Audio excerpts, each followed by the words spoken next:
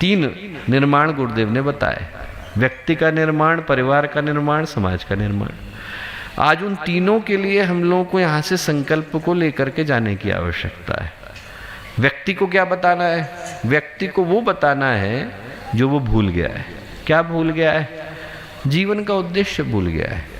एक कहानी आती है दोस्तों, कहानी आती है पुराणों में। पुनर्वसु नाम के महर्षि हुए, उनके शिष्य थे अग्निवेश। पुनर्वसु लंबे समय की समाधि के अंदर बैठे थे और एक दिन उनकी आंखें खुली। आंखें खुली तो उनके मुंह से एक ही शब्द निकला, महाविनाश। क्यों बोल रहे हैं गुरुदेव ऐसा? तो बोले, मैं कलयुग को देख रहा हूं। कलयुग में क्या देख रहे हैं? ज्ञान के चक्षु खत्म हो गए, ये पता ही नहीं है कि जीवन क्यों जीना है। पशु की तरह से जीवन को जी रहे हैं और सिर्फ शरीर को ही सब कुछ मान करके बैठे।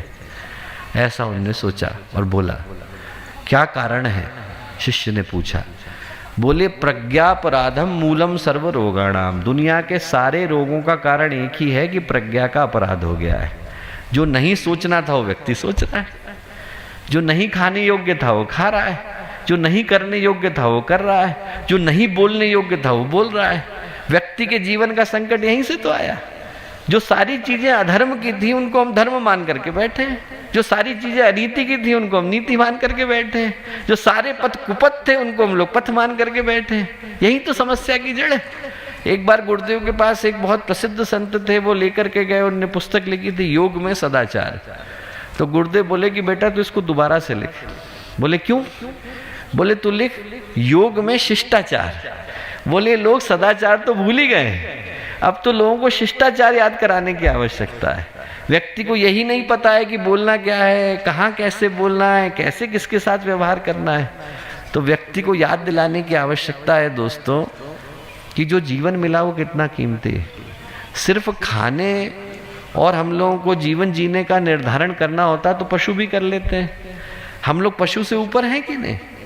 खाना क्या है, कैसे खाना है, शुद्ध खाना है, सात्विक खाना है, संस्कारित खाना है, कहाँ से आए, इस चीज का निर्धारण जो है मनुष्य करता है। सिर्फ खाने का निर्धारण तो पशु भी कर लेता है। सिर्फ पेट भरना हो तो ये काम तो पशु भी कर लेता है, पर पेट कैसे भरना है, किसके यहाँ से अन्न लेके आना है, किसके यहाँ जाना है, किस तरीके का अन्न होना चाहिए, क्या उसका संस्कार होना चाहिए, किसके पास जाकर के खड़ा होना है, इन सारी चीजों का निर्धारण कर पाने की सामर्थ्य मनुष्य रखता है। हमारे YouTube चैनल शांति कुंज वीडियो गायत्री परिवार को सब्सक्राइब करें एवं बेल आइकन जरूर दबाएं ताकि गायत्री परिवार की विभिन्न गतिविधियों की जानकारी आपको मिलती रहे।